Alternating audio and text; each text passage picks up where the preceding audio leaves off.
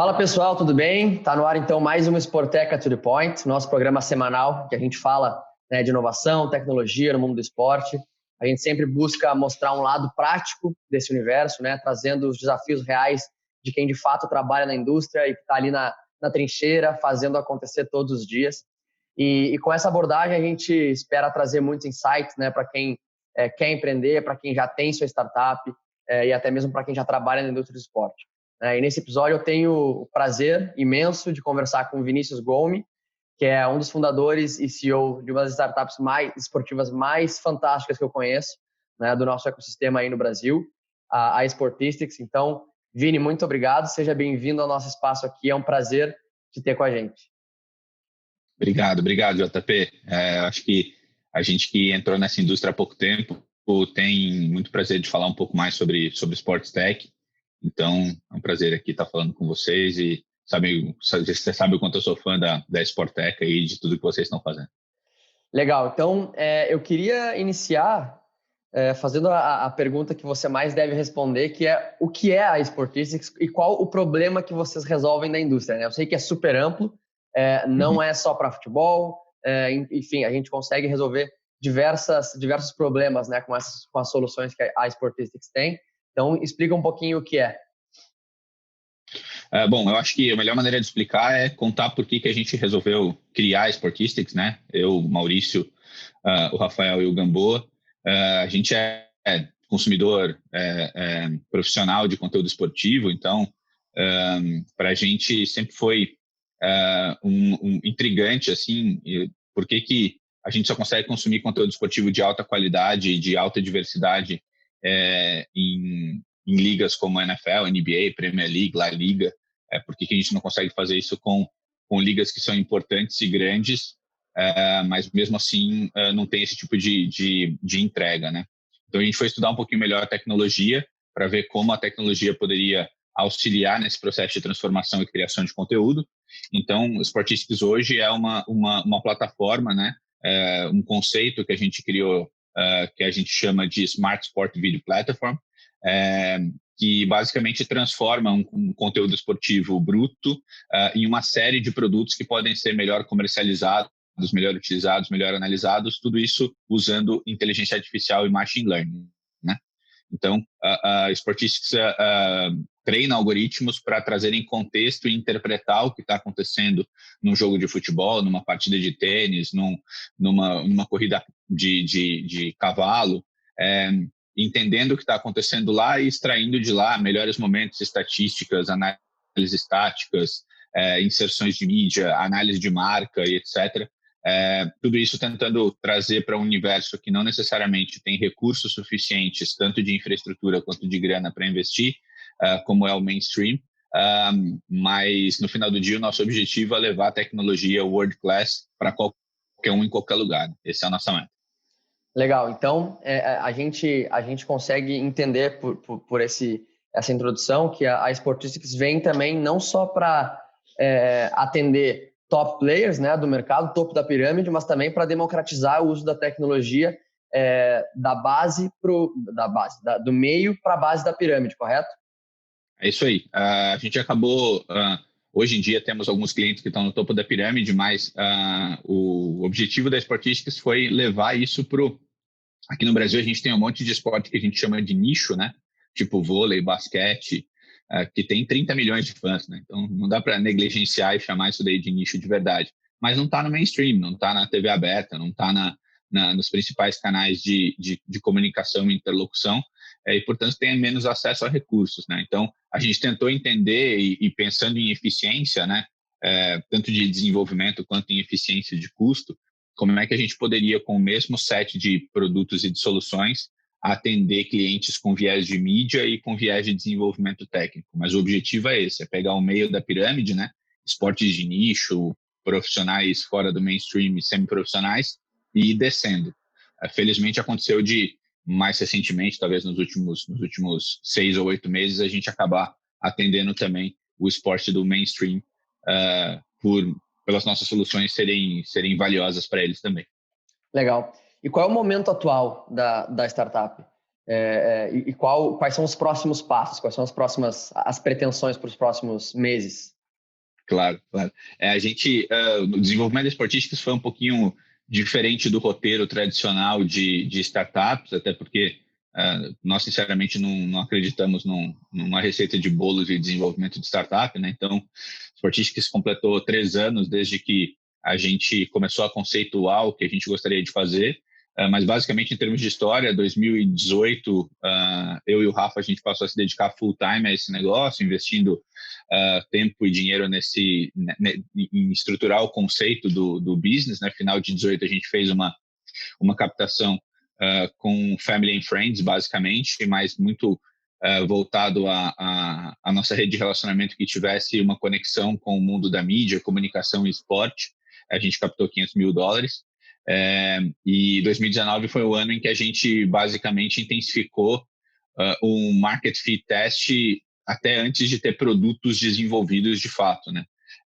E no final de 2019 a gente lançou o nosso primeiro produto e 15 dias depois a gente já tinha cliente pagante, porque ele não foi o MVP, ele já foi um produto desenvolvido, né? 2020 foi um pouco bagunçado, né? Parte do nosso desenvolvimento de clientes tinha a ver com o esporte ao vivo, né? Principalmente broadcasters e publishers e ligas que tiveram seus campeonatos ou cancelados ou adiados. Então, atrapalhou um pouquinho o nosso crescimento, mas hoje o nosso momento a gente tem um set de produtos e de soluções divididos didaticamente em 6 linhas de produtos que acabam atendendo essa diversidade de clientes de mídia e técnico, e o nosso momento é de crescimento comercial, basicamente, nos Estados Unidos, na Europa, mais recentemente na Ásia. Acho que a gente vai comentar um pouquinho sobre os programas de aceleração aqui mais para frente, eu conto melhor. E aqui no Brasil, processo de expansão comercial com esses produtos que a gente já desenvolveu, mas a nossa dinâmica de desenvolvimento de produto, né, ela também tem a ver com ouvir as demandas, as necessidades e as dores da cadeia esportiva para poder usar as nossas soluções e adaptar a necessidade de todo mundo. Então, esse é o nosso momento. Hoje o time está bem compactado, vamos dizer assim, para usar um jargão esportivo, entre a galera de engenharia e a galera de desenvolvimento de produtos e negócios. Legal. E Vini, você tocou num assunto super importante, né, que é investimento. E para quem tem uma startup, imagino que esse sempre é um dos principais gargalos, né, principalmente lá no início, né? Vocês Sim. têm um background já de mercado financeiro, né, tu e o Rafa, me corrija se eu estiver enganado, e não foi algo tradicional essa captação de investimento como se fazem em startups, né? Não foi uma seed, enfim, não foi não teve investimento anjo, foi algo um pouco mais fora da curva, mas porque vocês já vinham construindo essa história, esse relacionamento com vários parceiros ao longo da carreira de vocês, né? E é nesse modelo que tu acredita que as startups, a partir de hoje, vão começar a fazer essa captação de investimento? Eu acho que, assim, quando a gente está falando o Sportistics nasceu no Brasil, né? Hoje a sede é em Londres, mas nasceu no Brasil, e eu acho que o ecossistema brasileiro de startups, ele ainda tem uns gaps no meio do processo, né? Então, falta o que tem no mundo inteiro, que é aquele começo de investimento, as aceleradoras e incubadoras que colocam um pinguinho de dinheiro para ajudar a desenvolver ideias, por exemplo, ou mesmo fomento público, né? Que tem em vários lugares do mundo ali, os 30, 50, 100 mil dólares, que acaba sendo uma grana de fomento mesmo, sem muita expectativa de retorno naquilo, muitas vezes até a fundo perdido. Para a Sports Tech especificamente, ainda falta um conjunto de angels investors que, de fato, não só... Porque, para mim, o conceito de angel não é pingar pouco dinheiro, né? O conceito de angel é o cara que é anjo mesmo, que está ali do lado, com as suas asas, protegendo e ajudando o negócio a crescer, né? Vai então, pegar na mão e vai caminhar junto, né? Geralmente, angel, ele tem um aporte de capital humano muito maior do que o aporte de dinheiro. Esse é o conceito. Então, não é que ele pingou 10 mil reais. Às vezes, ele até pingou um bom dinheiro, e geralmente precisa de um pouco mais de dinheiro do que isso, mas ele aporta muito capital humano, né? Contatos, o WhatsApp disponível para o empreendedor choramingar de vez em quando para poder desabafar. São essas as funções um pouco do Angel, né? E eu acho que a gente ainda tem pouco isso desenvolvido, especialmente na vertical de Sports Tech. E aí agora a gente já está começando a ver algumas iniciativas para um ponto um pouquinho mais para frente, né? Que é onde, sei lá, tradicionalmente a gente chamaria ali de seed ou pré-seed, dependendo de onde você está no mundo.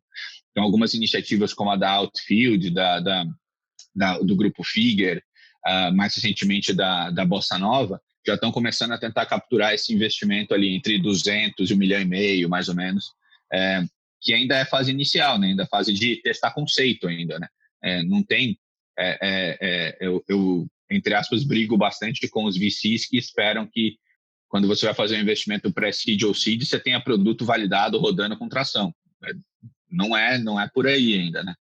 Então, no nosso caso, assim, eu acho que o convite interessante para quem quer desenvolver a sua startup tenha dinheiro próprio e tenha rede de relacionamentos que podem te apoiar na tua ideia, porque hoje em dia até é bem mais fácil falar disso do que, sei lá, 3 ou 5 anos atrás, pela situação econômica do país, né, juros muito baixos e tudo mais. Eu acho que venture vai passar a fazer parte cada vez mais do portfólio de investimento das pessoas. Então, eu acho que se você é um empreendedor, infelizmente, né, aquelas coisas que no Brasil acontecem mais evidentemente que no resto do mundo, né? Empreender numa startup é coisa para a classe média alta, não é coisa para o moleque que tem uma boa ideia e saiu da periferia, né? Isso é exceção. Felizmente acontece, mas é exceção, é sorte, é o outlier completamente, assim. As startups brasileiras foram fundadas por gente que estudou nas melhores escolas, que tem rede de relacionamento mais intensa, que tem... Então, é difícil acreditar que os primeiros cheques que vão investir em você, né, porque não está investindo no seu negócio ainda, os primeiros cheques basicamente investem nos empreendedores, vai vir se você não tem uma rede de relacionamento ativa, né? Então, a nossa primeira captação a gente abriu em setembro, outubro, e fechou em novembro. Mas, na verdade, ela não durou 2 meses e meio. Ela durou... Eu, que sou o mais novo fundador, tenho 15 anos de mercado financeiro, né? Então, a rede de relacionamento que foi criada foi justamente para poder permitir esse tipo de coisa. Então, literalmente, listar os seus 30 ou 40 amigos mais ricos e falar para o cara, olha, acho que cabe 50 mil no teu bolso para poder botar aqui, acho que cabe 10 mil no teu bolso para poder botar aqui, acho que cabe 500 mil no teu bolso para poder botar aqui. Né? Isso é super interessante, né, Vini, que você comentou, que os investidores, principalmente nesse primeiro aporte, eles investem muito mais nos empreendedores do que no próprio business, né? E é por isso que também é tão importante que o time de empreendedores e de sócios seja tão complementar, né? E consiga realmente mostrar esse valor para os investidores, certo? Eu acho que bom, primeiro, para você empreender, numa startup, você precisa de tantos skills que é difícil encontrar todos esses skills, essas características, essas virtudes num indivíduo só, né?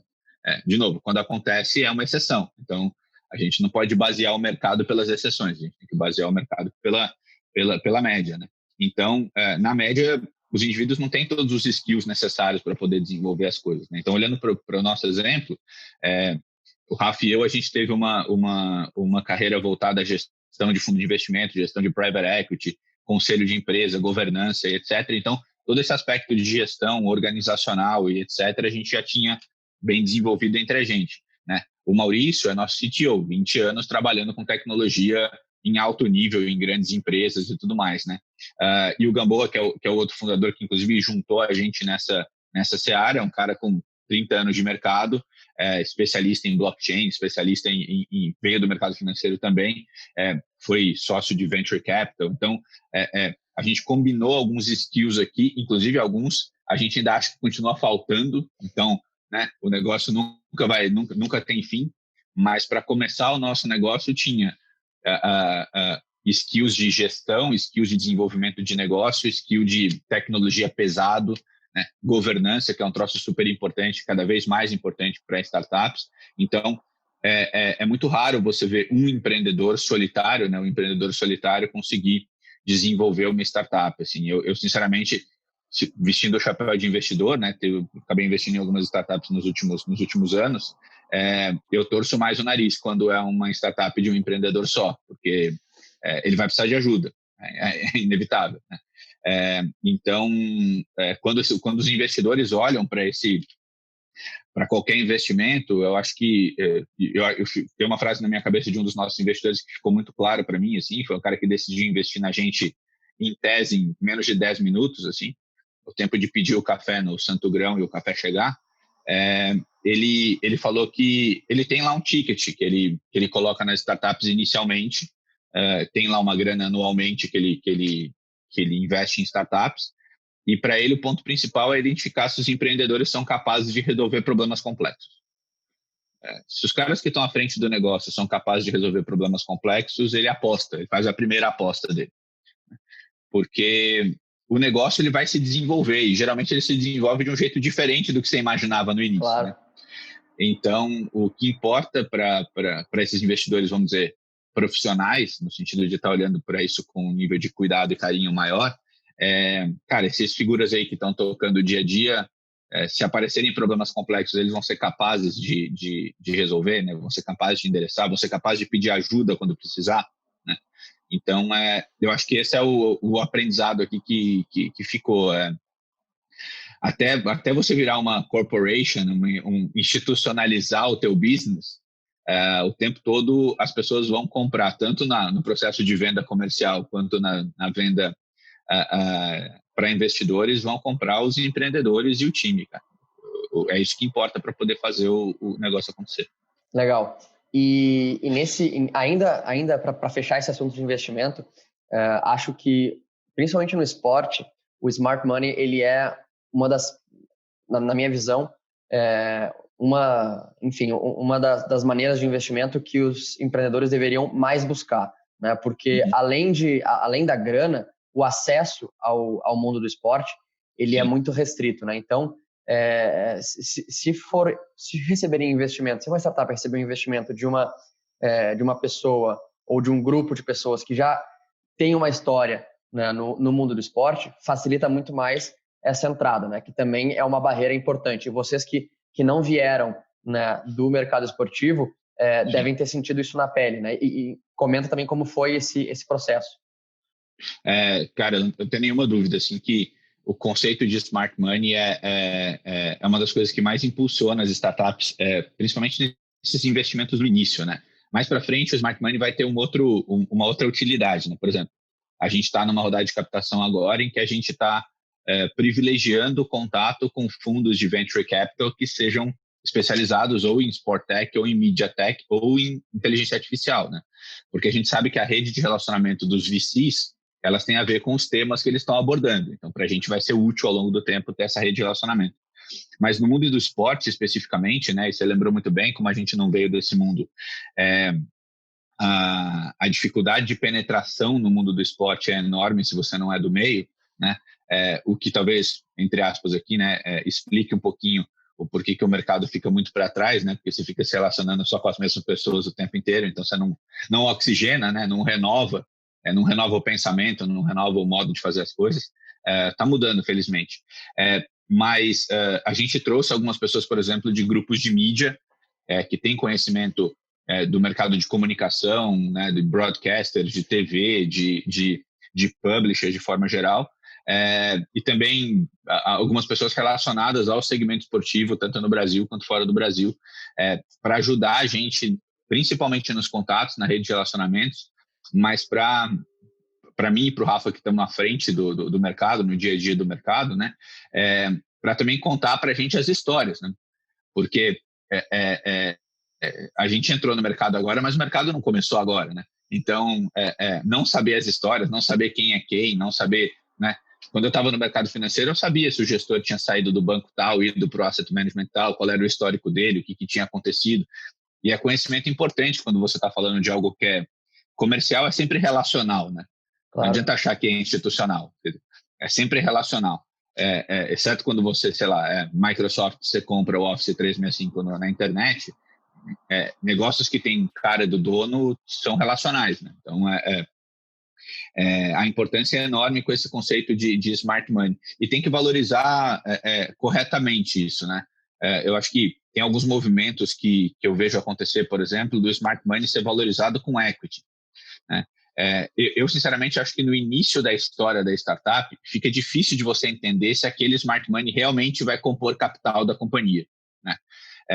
Porque no início da startup fica muito difícil de você entender, primeiro, quanto vale o teu negócio, né? O teu negócio é sempre um negócio meio... tem alguns padrões, você consegue chutar alguns números aqui, mas no início é tudo uma grande ciência, né, de futurismo, é tudo projeção, né? Projeção e planilha. Inclusive a capacidade do smart money ser realmente smart, né? Então, trazendo um pouco o economês e o financeiro para o papo, um negócio que está começando, o que interessa é quais são as componentes que vão formar o seu capital, né? E o capital ali é capital humano, capital político, capital intelectual, capital grana para pagar as coisas, né, e tudo mais. Mas quais são essas componentes e o quanto essas coisas vão ser valiosas no tempo? No início do processo, é difícil valorar o smart money, né? Porque pode ser um super acesso. Então vou trazer um jogador de futebol para minha startup aqui, porque esse cara vai falar da minha startup por aí, isso aqui vai se converter em um monte de coisa, né? Tem casos de super sucesso e tem casos que, nem o atleta se interessou pelo troço, nem o fato dele estar ligado àquele empreendimento valorizou o empreendimento em si, não era uma coisa que era relevante para aquele estágio. Então, eu acho que entender o smart money como alguém que pode contribuir com o empreendedor para que aquele negócio vá para frente, eu acho que faz mais sentido, né? A gente, particularmente, tomou uma diretriz na rodada de captação e mesmo nos acordos que a gente tem hoje, que ações do Sportistics, né, a parte de participação do Sportistics, ela só é cedida contra dinheiro. Então, ou seja, para ser dono de um pedacinho do Sportistics tem que botar alguma grana, né? A gente tem alguns acordos comerciais, principalmente, que tem uma componente que pode ser convertida em ação, mas é dinheiro, né? No final das contas é dinheiro. Então, se eu estou convertendo uma comissão de venda em ações, é dinheiro, né? Então, a gente sempre ficou um pouco receoso e olha que apareceram várias dessas histórias, né? Vou te apresentar para um jogador tal e separa aí 15% da startup para ele. Não, peraí. Mas 15% é do meu dinheiro, foi eu que botei o dinheiro aqui, né? Então, vamos fazer o seguinte, pode até ser que valha 15% a presença do cara aqui. Mas vamos fazer primeiro acontecer e aí a gente combina que eventualmente ele vai compondo um pedaço do negócio.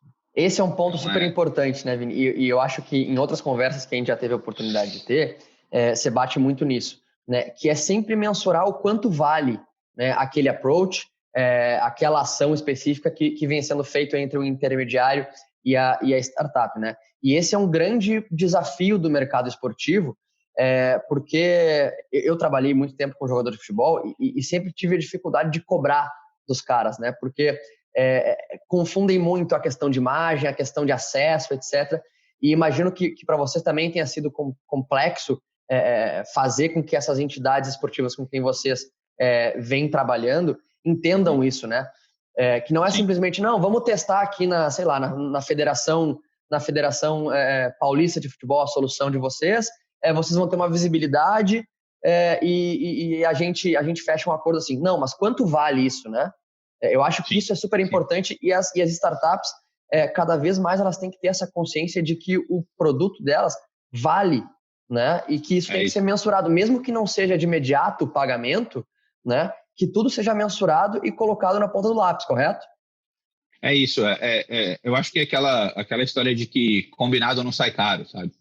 E geralmente quando sai caro para o empreendedor, não sai caro para a entidade, né? Então, você deu um ótimo exemplo. Assim, a gente levou praticamente um ano para poder fechar o nosso primeiro acordo com a Federação Paulista de Futebol e eu acho que tem um pouco a ver com o nível de seriedade e profissionalismo que você quer dar para a tua relação, né? Então, a gente tem muito respeito aos stakeholders da Sportistics. Então, eu fico imaginando assim, a galera do meu time de engenharia que está lá trabalhando pra caceta, há 1 ano e meio, 2, né, quase 2 anos que os nossos primeiros colaboradores entraram. Imagina o cara se dedicar a isso, a gente como startup combinar com o cara que a gente vai pagar salários mais baixos do que o mercado para o cara, para ele poder crescer junto com a gente, e a hora que eu vou fazer uma venda, eu faço uma venda de graça, né? Puta desrespeito com o meu colaborador, né? Sem falar dos investidores, e sem falar de nós, fundadores, que empreendemos não só grana nesse negócio, mas energia, custo de oportunidade, né? Claro. Felizmente, o Sportistics foi fundado por pessoas que tiveram sucessos nas suas carreiras, né? Então, tem muito custo de oportunidade depositado nesse negócio. Então, toda vez que eu faço algo de graça, além de eu estar afetando o meu negócio e desrespeitando os stakeholders da Sportistics, eu também estou estragando e bagunçando um pouco o ecossistema inteiro. Porque quando você atribui preço zero para alguma coisa, né, como geralmente os indivíduos têm dificuldade de perceber valor naquilo que eles desconhecem, né, então as nossas soluções são pouco conhecidas, né? Não é igual, sei lá, esse fone de ouvido que tem uma proposta de valor muito clara, né? Ele não tem fio, dura X horas, tem uma conexão boa, microfone bom e tal. Tem uma proposta de valor clara aqui, né? E você entende o que é um fone, você entende o que é um fone sem fio e tudo mais, né? O que a gente vende é um mix de várias coisas que tem componentes de economia de custo, tem componentes de criação de novas linhas de receita, etc, etc. Então, quando eu atribuo preço zero para isso, a tendência da contraparte da minha negociação é iniciar o valor que ela dá para isso a zero, né? Então, eu falo, não, mas espera aí, se a minha proposta de valor vale zero, eu não deveria estar empreendendo nesse negócio, porque eu não estou trazendo valor nenhum para esse mercado, né? Então, é como você falou, é óbvio que dependendo do segmento onde você está ou do que você está fazendo dentro do esporte, você vai precisar demonstrar que aquilo funciona, demonstrar que aquilo é útil, né? Que são os conceitos de demonstração, prova de conceito, né? Que a gente usa bastante aqui na Sportistics, mas precisa deixar claro para o teu futuro cliente, né? O ponto é o seguinte, não existe cliente que paga zero, porque ele não é cliente, ele é qualquer outra coisa menos cliente, né? Se é cliente, existe uma transação comercial. Então, tem que dizer para ele, olha, se a gente vai fazer uma prova de conceito por 1 mês, isso aqui custaria 10 mil reais, né? Mas a gente está fazendo uma prova de conceito e eu estou te dando 100% de desconto. Mas, custa 10 mil reais, tá? Então, se você for usar de novo, vai custar 10 mil reais, né? Então, é um pouco essa forma, assim. E eu acho que a gente acabou lidando com isso de uma forma tão profissional na Federação Paulista, que o nosso primeiro projeto na Copa São Paulo de Futebol Júnior, que deu uma projeção super importante para a gente, foi valorado como tinha que ser, né? A Federação Paulista pagou o que ela pagaria para fazer aquele projeto, né? Então, porque para ela também, esses aspectos todos, é muito interessante falar sobre isso, porque as startups têm que entender que elas não são os marginais da indústria, né? Do tipo, puta, deixa eu dar uma moedinha para você aqui, sabe? Você não é o mendigo do sinal. Ao contrário, né? Ao contrário. Ao contrário, as startups estão aqui, principalmente no mundo do esporte, para trazer mudança de patamar, né? Que foi o que a gente ouviu na Federação Paulista, usando como exemplo, né? Então, não só para a gente era importante dizer que a gente está fazendo um projeto com a maior federação regional do mundo, mas para a Federação Paulista também era importante dizer que ela estava usando tecnologia da mais moderna do mundo para poder fazer um torneio importante que ela tem dentro do portfólio, né? Então, as coisas são sempre... a visão precisa ser sempre de ambos os lados, né? Ou de vários os lados, se forem mais mais de dois envolvidos na negociação. Então, o que a gente percebeu é que, aparentemente, no mundo do esporte, a prática de ser transparente e botar tudo em cima da mesa não é muito utilizada, vamos dizer assim. Então, a gente adotou a postura de que, cara, assim, funciona desse jeito. A gente já teve esse papo, né? A gente já não avançou com alguns clientes que vieram com esse papo, né? Putz, faz aqui para o time tal, faz aqui para a instituição tal, né? E quando a gente vai por esse caminho, por exemplo, agora a gente está indo para um projeto que a gente está testando, na verdade, com o Carioca de Basquete, através do desenvolvimento que a gente está fazendo com o Esporte Olímpico do Flamengo, que a gente está fazendo um piloto para a gente, inclusive, né? A gente está tentando entender como é que isso vai funcionar no torneio de uma semana, etc, etc.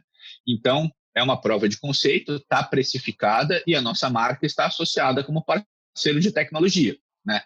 Então, eu sei dizer para os meus stakeholders, olha, o investimento da Sportistics para esse mercado, para esse cliente, foi tantos $1.000, e a contrapartida, nesse momento, não é grana, mas é exposição como parceiro de tecnologia oficial. Tem uma cota de publicidade que poderia estar lá, que está precificada pelo cliente do outro lado. Então, na verdade, o nosso investimento no net foi meia dúzia de balinhas sete belo aqui, na verdade, porque nós temos essa composição. Se eu não gero essa clareza, de novo, eu perco o meu commitment com os meus stakeholders, cara. O meu analista precisa saber que aquilo está sendo feito sem fluxo financeiro, mas que tem uma valorização que não é monetária, mas tem aspecto financeiro, né? Então, a gente levanta muito essa bandeira aqui, que é, pelo amor de Deus, não façam coisas de graça, sabe? Porque o Coringa do Batman já ensinou a gente que se você faz algo bem feito, você não pode fazer de graça, né? Legal. E aí tem um outro aspecto, né? Que é para a gente chegar a ter esse papo com entidades, com tomadores de decisão, dessas entidades do esporte brasileiro, existe da parte deles, tem que existir da parte deles um nível de maturidade, né? Eu acho que, claro, e de abertura para o novo, né? O que foi até agora, até antes da pandemia, algo que era muito incipiente ainda.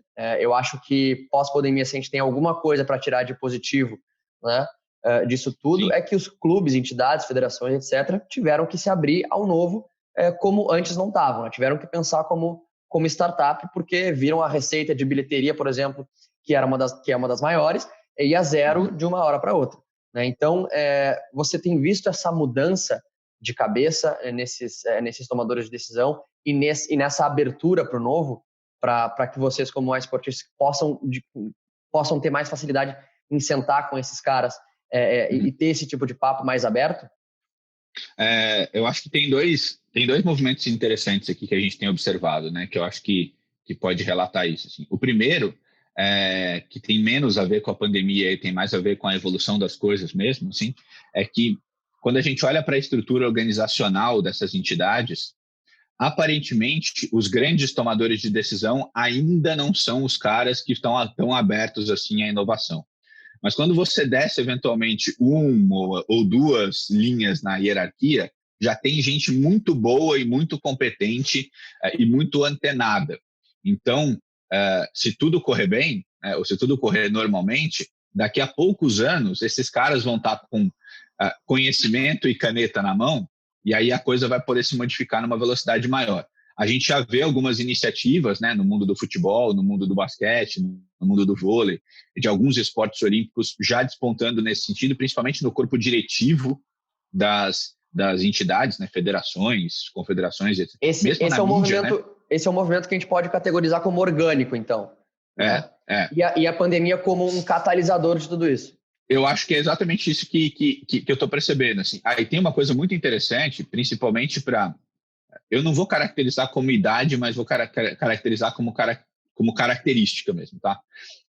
Quando você faz algo que o fluxo faz com que ele continue funcionando, bem ou mal, mais ou menos, ou, né? Eu gosto de usar o exemplo do perto de mim, né? Eu sou de Taubaté e já há algum tempo a gente vem discutindo aqui, tem uma proximidade com os gestores do time, com a galera que toca o projeto do voleibol do Taubaté aqui, de profissionalizar de vez, institucionalizar de vez o time do Taubaté, até porque eu tenho dói os meus ouvidos quando eu vejo comentários para times de outros esportes serem chamados de projetos, né? Porque parece que tem começo, meio e fim, né? Então, chamar o time do Taubaté de voleibol de projeto parece que a gente só está esperando o fim, porque ele já começou, ele já está andando no meio, está faltando só o fim, né? Então, discussão de como institucionalizar e profissionalizar uma coisa como essa, né? E aí, no ano passado, eu comentei brincando com a galera aqui que a pior coisa que poderia acontecer com o Taubaté na Superliga de 19 para 20 era ganhar. Porque se você ganha, você fala, não, mas o que eu estou fazendo está dando certo, né? Você não pensa relativamente, você não, e acabou que o Taubaté ganhou, né? Então, Obviamente que, bom, felizmente tem pessoas interessantes que estão conduzindo o processo lá, então eu acho que ainda tem um caminho, talvez daqui a alguns meses, alguns anos, que vá para um processo de profissionalização e institucionalização, mas o exemplo que eu estou dando, na verdade, tem a ver com isso, né? Quer dizer, quando que o Cruzeiro foi lá e começou a pensar numa forma de trazer novas linhas de receita, de contratar um cara para ser head de inovação, né? Pô, quando foi o desastre total, quebrou tudo, caiu a casa, né? A criação da NBB veio da falência do basquete brasileiro, sabe? Então, assim, será que a gente realmente precisa ir para o fundo do poço para poder fazer as coisas, né? Será que realmente o São Paulo precisa estar, São Paulo Futebol Clube precisa estar no desastre que está para a gente começar a pensar de maneiras diferentes, né? Quando a gente olha para exemplos mais interessantes, exemplos de crescimento, e aí eu acho que a pandemia tem evidenciado isso, né? Essa galera que está mais no status quo da gestão esportiva, eles precisam ver que inovação funciona. Então, eu vou usar um exemplo aqui, já dando um spoiler aqui para o nosso fórum. A gente criou, junto com a Federação Paulista e com a Fiesp, um comitê de inovação para o futebol brasileiro, né? E a gente fez o nosso primeiro encontro essa semana e a gente vai divulgar isso na imprensa e explicar como é que isso daqui vai funcionar para a comunidade de futebol daqui a pouco. Mas o nosso primeiro objetivo foi, cara, vamos primeiro usar o exemplo do que a gente fez com a Copa São Paulo de Futebol Júnior e com a Federação Paulista, que é um case consolidado e pronto e feito, e vamos desenvolver um novo projeto de curtíssimo prazo. Ou seja, que resolva questões, que resolva problemas nos próximos 1 ou 2 meses ou antes de virar o ano, para mostrar para o mercado do futebol que inovação traz resultado de verdade, sabe? Imediato. Traz resultado sério, imediato, né? Tem coisas que vão ser de curtíssimo prazo, vão ter coisas de médio prazo, vão ter coisas de longo prazo, né? Mas mostrar para... É aquela história, não acredito que saia um SMS do seu celular e chega no celular do outro. Bom, tá bom, mas se eu mostro que sai do meu celular e chega no outro, o cara fala, pô, mas daí não dá para ficar duvidando mais, né? Então, eu acho que tem um pouco esse ceticismo que tem a ver com a falta de conhecimento. Então, por isso que eu falei que a estrutura organizacional está organicamente melhorando e o baixo conhecimento do corpo diretivo das instituições de forma geral gera essa coisa de, puta, acho que isso daí não é exatamente o que é, hein? Não, sem TV o mundo vai acabar. Não, o rival da TV é a internet, né? Cara, mas o mundo não é mais assim, né? A economia deixou de ser rivalizável há muito tempo e ela passou a ser complementar. Então, você não tem mais a necessidade de escolher tomar um partido e ser cego a isso daí. Até porque a sociedade é tão complexa que não dá para ter uma receita de bolo só que funciona. E nem receita de bolo só tem uma que funciona, né? Porque eu tenho certeza que, sei lá, eu adoro bolo de coco coberto com creme e tal, não sei o quê. Mas eu gosto de uma dezena deles. Não tem só uma que dá certo, tem uma dezena delas, uma centena delas que dão certo, né? E cada um tem o seu jeito de fazer as coisas. Então, elas são complementares. E não é porque eu gosto de bolo de coco que o de cenoura não é bom. Então, eu acho que é um pouco essa história. E Vini, também, em paralelo com isso, né? Algo que vai fazendo com que essas entidades comecem a entender um pouco mais sobre inovação e se abrir também é o crescimento do nosso ecossistema de inovação e tecnologia no esporte, né? As Sports Techs, elas vêm crescendo, né? Vêm surgindo várias iniciativas interessantes, várias startups que há alguns anos não existiam, né? Então, esse movimento, e você acompanha isso muito de perto, né?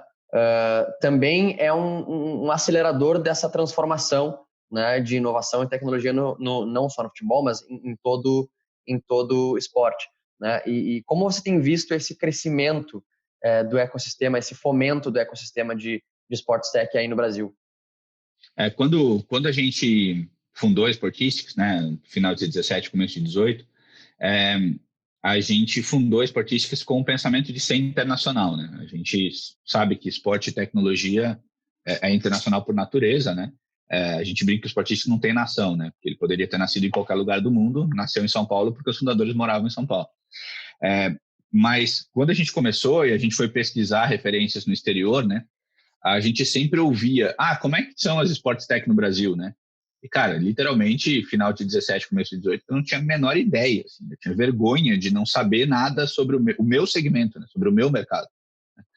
É, a gente ajudou a idealizar a Brasil Sports Tech no começo de 19, né, junto com o Gabriel e com o Jamal, com uma galera com a Sports Network, de forma geral, que ajudou a botar esse negócio para funcionar. Mas o que eu percebo nesses 2 anos e meio, 3, que a gente começou a observar isso com mais detalhe, é que, primeiro, que surgiram muito mais iniciativas do que eu imaginava que existissem. Elas apareceram, além de elas surgirem. É incrível, cara. Tem Sportec que tem 5 anos, tem 6 anos, né? Só que ninguém nunca soube que elas existiam. Assim, então, Não aí eram depois eu acho que vale. categorizadas assim, né? E eu acho que, assim, antecipando uma fala aqui, mas você não tem demanda sobre o que você não conhece, entendeu? Então, o iPhone é o melhor exemplo disso. Assim, qual era a curva de demanda por iPhones antes do lançamento do iPhone? Inexistente. Eu não sabia que existia, né? Eu não sabia que aquilo era possível de ser feito, eu não sabia que aquilo, né, que aquilo era comprável, né? Então, o ecossistema ser fortalecido é fundamental para que gere conhecimento de que existem soluções para aquilo para problemas que já existem no mercado esportivo, e mais do que isso, né? Uma das funções fundamentais de startups não é só resolver problemas existentes, é tentar identificar quais são os problemas que vão ser gerados pela evolução que a própria startup está criando e pensar em como resolver problemas daqui a pouco, né? É difícil pensar em problemas para daqui a 5 anos, 7 anos, porque o negócio é muito dinâmico, mas vamos pensar no nosso caso, né? A gente quer criar muito conteúdo para os nossos clientes, transformar o conteúdo de um joguinho de 2 horas em centenas, em milhares de conteúdos, né? Como entregar esse conteúdo é um problema a ser resolvido no instante seguinte que o cara contrata a gente, né? Então, o primeiro problema do cara é produzir o conteúdo em alta velocidade com alta eficiência de custos. No segundo seguinte, legal, agora eu tenho um monte de coisa aqui e faço o que com isso, né? E aí, quando ele distribui, o problema seguinte legal, mas eu monetizo e uso os canais e tal, não sei o quê. Então, os problemas não são resolvidos para sempre. Eles vão criando novos problemas. O que a gente espera é que os problemas estejam no nível mais alto, né? Ou seja, você esteja, né? Antes você morria de gripe, agora, quer dizer, agora você também morre de gripe, mas antes você topava o dedão na pedra e morria de tétano, de infecção. Não, agora não, cara. Agora os problemas são mais complexos, né? Então, eu acho que esse é um pouco do dinamismo. O ecossistema, cara, iniciativas como a da Sporteca, a criação dos fundos de investimento que estão sendo feitos pela Outfield, pela Bossa Nova, a visão de que o mundo é globalizado e que o esporte é necessariamente internacional, é fundamental para que não só você dê esperança mesmo de fato para as Sportechs. Cara, vou criar uma Sportech porque tem um ecossistema aqui que vai fazer com que eu cumpra os meus ciclos, pelo menos, né? Eu vou empreender o meu tempo e o meu dinheiro e tem aqui um negócio aqui que está, né? Sei lá, vamos usar mais um exemplo real. A Soul Brasil, que é a Sportech de apoio à gestão de carreiras de atletas, né, em várias das frentes, que foi fundada pela TT e pelo Paulo. Cara, o primeiro programa que eles se inscreveram para poder participar foi da Lead na Alemanha. Sabe? Por quê? Porque era o que tinha e eles achavam que tinha fit com eles e ok, e tudo bem. Entendeu? Felizmente, o mercado em que a gente atua é um mercado globalizado. Então, se tem programa de aceleração em Israel, no Japão, na Turquia, tenho que olhar para isso, cara. Eu sou uma Sportech, meu serviço é internacionalizado. Inclusive vocês já participaram de alguns, né? Comenta aí alguns desses que vocês já participaram, porque tem alguns casos bem interessantes. A gente de 2018 que a gente participa de programas de aceleração, de incubação, né? O primeiro que a gente participou foi o Google for Startups, no Early Stage, que foi em 2018. A gente foi da primeira turma do Startup Zone aqui no Brasil. Foi um programa bem interessante, porque ele era focado realmente em startups Early Stage. Então, as mentorias, o conjunto de benefícios para quem participou desse programa foi direcionado para você, sabe, tipo, a startup no início precisa de coisas muito simples. Assim, era melhor eu e o Rafa recebermos os nossos potenciais clientes e potenciais investidores no prédio do Google do que na cafeteria, né? Porque, cara, o prédio do Google tem toda a institucionalidade desse troço aqui, desses caras estarem apostando na gente. Então, são coisas simples, mas que fazem uma puta diferença, né? Depois a gente acabou participando de um programa que hoje é o Start Out do Ministério das Relações Exteriores e da Secretaria de Produtividade do Governo Federal. Não chamava Start Out naquele momento, mas era um programa para levar startups para fora do Brasil para eventos de inovação. E a gente foi para o Viva Technology no começo de 19 em Paris. E a gente ganhou um prêmio lá, então foi super importante para a gente ter participado disso. E, de novo, cara, assim, é um fomento ridiculamente barato quando a entidade é um ministério, entendeu? Claro. Porque, puta, você montou um stand lá que deve ter custado, sei lá, 50 ou 100 mil euros, levou a galera para lá que deve ter custado mais uns 100 ou 200 mil euros, vai? Sei lá, com 300 pau você fez tudo e ajudou de verdade 10 ou 15 startups que estavam lá a se projetarem no mercado como startups brasileiras, né? Então, de novo, 300 mil euros para uma pessoa física pode ser pouco ou muito dinheiro. Para um ministério, certamente é pouco, né? Então, é um pouco essa a lógica da coisa. No segundo semestre de 19, a gente foi selecionado para um programa chamado NVIDIA Inception, em parceria com a AWS Activate. Esse é um programa que todo mundo que usa cloud deveria se candidatar. Ele está aberto o ano inteiro e, basicamente, o AWS te dá suporte e financia os primeiros projetos que você quer desenvolver com clouds do AWS. E, dependendo do seu desenvolvimento, eles vão ficando cada vez mais próximos. Então, hoje a gente tem uma proximidade com a Amazon enorme para várias frentes. No final de 2019, a IBM fez o primeiro programa dela de Open Ventures no Brasil e a gente foi bem atrevido, entre aspas, porque a gente concorre com a IBM em uma das nossas soluções, né? Mas essa nossa solução foi inspirada no que a IBM faz, que é o processador de highlights, né? O nosso hat-trick aqui. Ele foi inspirado no que o Watson faz com tênis, né? Inclusive, acho que esse foi um dos bons argumentos para eles terem selecionado a gente para o programa, mas porque a gente faz uma coisa muito parecida 100 vezes mais barato. E a gente participou desse programa, e hoje a gente é um acelerado da IBM, a única Sport Tech no mundo acelerado pela IBM, né? Levando um pouco dessa representatividade do nosso segmento para a Big Tech, né? que é super importante.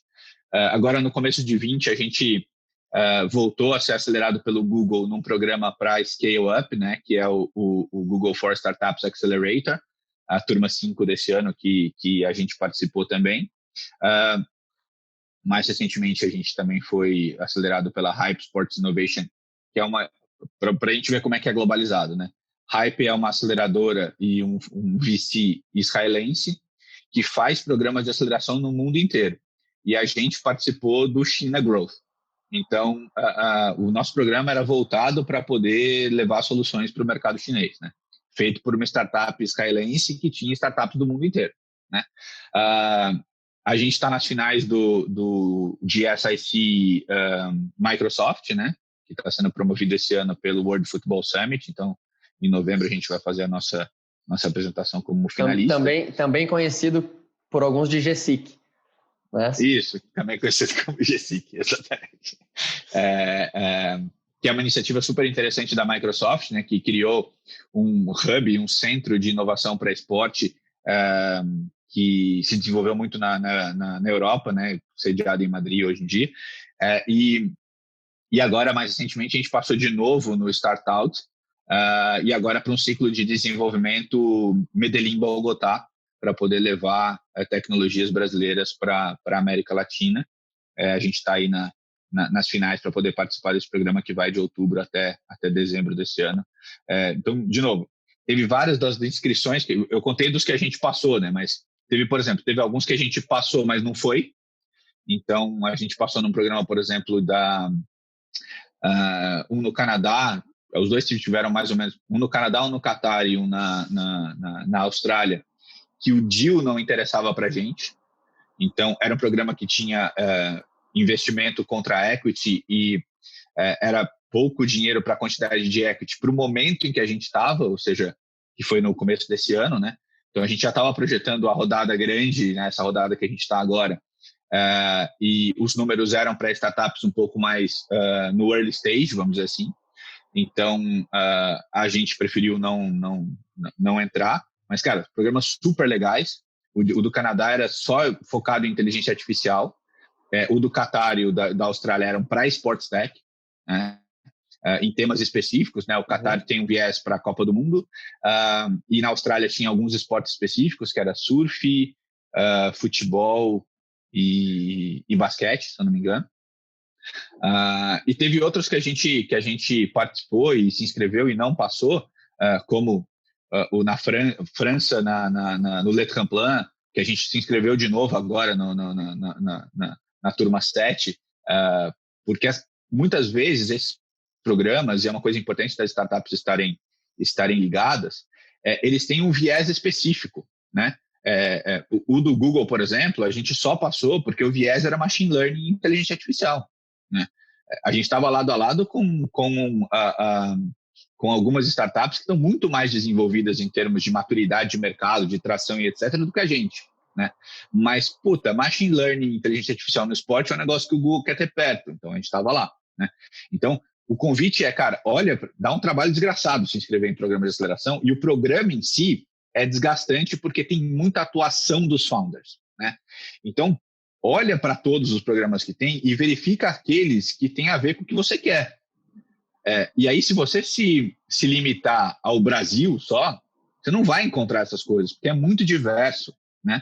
Então, a ideia é justamente essa. Felizmente, a internet permite a gente a fazer isso e cada vez mais os programas estão se plugando em hubs de programa. Então, se a tua startup está, sei lá, cadastrada no F6, certamente tem um monte de programa de Sports Tech lá no F6 se você precisar, né? Se você está no Crunchbase, se você está no PitchBook, se você está na Sporteca, certamente você vai ter acesso curado para o desenvolvimento em programas. E, cara, a gente acha super importante participar dos programas por vários motivos, assim. O primeiro é que você tem muito contato com algo que não está no seu dia a dia. É muito comum startup se viciar. Então, a gente fica viciado no que a gente faz, no nosso modelinho, nas pessoas com quem a gente conversa, etc, etc. Quando você vai para um programa, cara, você vai conversar com um cara que você nunca viu na vida. Se for internacional, sabe? Você vai estar numa sala com um indiano, com um armênio, com um israelense, cada um com uma percepção diferente do que está fazendo, né? Com problemas novos, resolvendo problemas novos, o que é muito importante. Resolvendo problemas. E muitas vezes, você vendo problemas que você pode resolver, mas que você não tinha mapeado. Porque não está no teu dia a dia aqui, ou não está no seu escopo. Isso é muito interessante da inovação aberta, né, Vini? Porque a gente consegue ver um problema que é de uma outra vertical, de health ou de InsurTech, por exemplo, e que, de alguma forma, a base daquele problema, o cerne daquele problema, ele é parecido de alguma maneira com um problema que tem no esporte. E aquela tecnologia que é aplicada para outra vertical, ela pode muito bem ser aplicada para o esporte e que ninguém tinha pensado nisso ainda, né? E também uma coisa que você comentou, super importante, que vocês decidiram não participar de um dos programas que vocês foram selecionados. Né? Então, a startup tem que ter essa consciência de que não é todo programa que vai ser para ela, né? Que tem que ser assertivo, porque, afinal de contas, a startup precisa ter uma aceleração de negócio cada vez maior, né? Então, muitas vezes é melhor você focar em acelerar o seu processo comercial do que participar de um programa por participar, certo? Exatamente. E outra coisa, assim, que era muito importante, não só dos programas que a gente participou, mas daqueles que a gente não foi selecionado, é pedir feedback. Porque, geralmente, o processo de análise dos programas é muito rico. Quando são processos legais, né, bem feitos, principalmente, o cara, de fato, sabe, conversou com você, olhou o teu material. Então, cara, a gente fez vários dessas sessões de feedback literalmente são 15 minutos, cara, que o cara precisa, né? E você também precisa. Então o cara fala, olha, puta, isso aqui não ficou claro para mim, isso aqui não está no meu programa agora, como foi o Letran Plan do ano passado, do começo desse ano, né? Puta, a gente queria startups que já tivessem negócios na França. Tá bom, então não é o nosso caso, eu entendi, né? Quando a gente tiver, a gente... Não, mas tem outros programas, como é o de agora, que não exige isso dentro do escopo da startup. Então, assim, tentar entender, porque a importância do feedback é, número um, é muito fácil você, como startupeiro, ficar frustrado, achar que você não está fazendo certo, puta, então isso daí que eu estou fazendo é uma merda. E às vezes não é isso, cara. A gente ficou chateado de não ter passado no Letran Plan. Mas quando o principal motivo foi, você não tem negócio na França, eu falei, não, tá bom, isso aí eu consigo resolver. Daqui a pouco eu vou ter um cliente na França, né? Ótimo mercado para eu poder olhar com mais carinho, inclusive, né? Às vezes cara, assim, a sua apresentação ficou confusa, eu não entendi sua proposta de valor, cara, feedback super positivo para você poder ir lá, ajustar, ser mais claro, ser mais preciso, né? E mesmo os feedbacks do tipo, acho que o que vocês fazem não tem uma proposta de valor escalável, consistente e tal, é importante você voltar e falar, cara, se esse cara viu isso, será que, né, não é melhor eu dar uma olhada para ver se eu sou só eu que estou fantasiando, né? E uma outra coisa interessante que eu ia comentar sobre a coisa dos programas de aceleração é você estar próximo dos seus pares. Então, é uma falácia dos anos, sei lá, 80, 70, 80, que era bom ser o único do mercado, né? No mundo da inovação e da tecnologia, ser o único é uma merda, porque menos gente vai entender o que você faz. Se você é o louco sozinho, é esquisito, porque talvez você esteja tentando resolver um problema que não existe, você tá, né? É meio esquisito só você tá vendo o problema, né? O seu mercado pode ser bizarramente restrito, porque se ninguém quiser entrar, não deve ser bom, né? Então, como é que você vê os seus concorrentes? Cara, pensar em competidor, até para o mundo do esporte, faz muito mais sentido que pensar em concorrente. Porque competidor é o cara que te empurra para cima, né? Para você ganhar do cara que é melhor que você, você tem que ser melhor do que ele, né? Então, competidor é o cara que te empurra para cima. Então, saber que tem outras empresas ou que outras iniciativas fazendo algo parecido ou algo que você está fazendo é bom, não é ruim. Sobe a barra, né?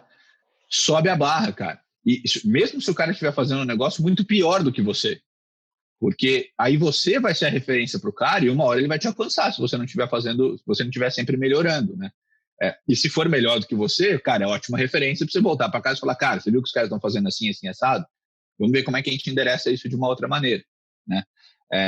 Então, a importância disso, de novo, a gente foi para esse assunto por causa da criação do ecossistema, né? O nosso ecossistema local ainda, aqui no Brasil, ainda é muito incipiente. Então, se a gente conversar com todo mundo que gosta de tecnologia e de esporte e perguntar das Sport Techs para esses caras, a gente vai ouvir falar dos mesmos nomes o tempo inteiro. E não pode ser assim, entendeu? Vão falar da gente, vão falar da Tero, vão falar da Gravou, do goleiro de aluguel. São meia dúzia de caras que vão estar sempre falando as mesmas coisas. Então, não é saudável isso, porque a gente fez o estudo lá com a Liga Ventures no começo do ano, mapeamos 130 e poucas, né? Com certeza, o ano que vem, quando a gente fizer, eu espero que tenha muito mais, né? E que algumas não vão estar mais lá, outras vão estar melhor posicionadas e tudo mais, mas a importância de se ter hubs, a importância de se ter centros de inovação, como é a Sporteca, a importância de você ter essa construção do ecossistema com as etapas da jornada mais visíveis para o mercado, primeiro, ajuda Sports Tech a terem mais esperança de que vão fazer os seus ciclos, né? E segundo, o mercado mesmo esportivo passa a olhar para isso de uma forma mais recorrente, né? Então, é muito importante um cara que veio do esporte, que é do esporte, por exemplo, lançar um livro sobre inovação, que é o caso do Bruno Maia, por exemplo.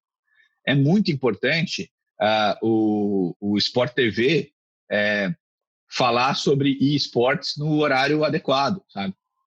Isso tudo é interesse versus disponibilidade. Então, é muito importante o crescimento dos OTTs no Brasil, sabe?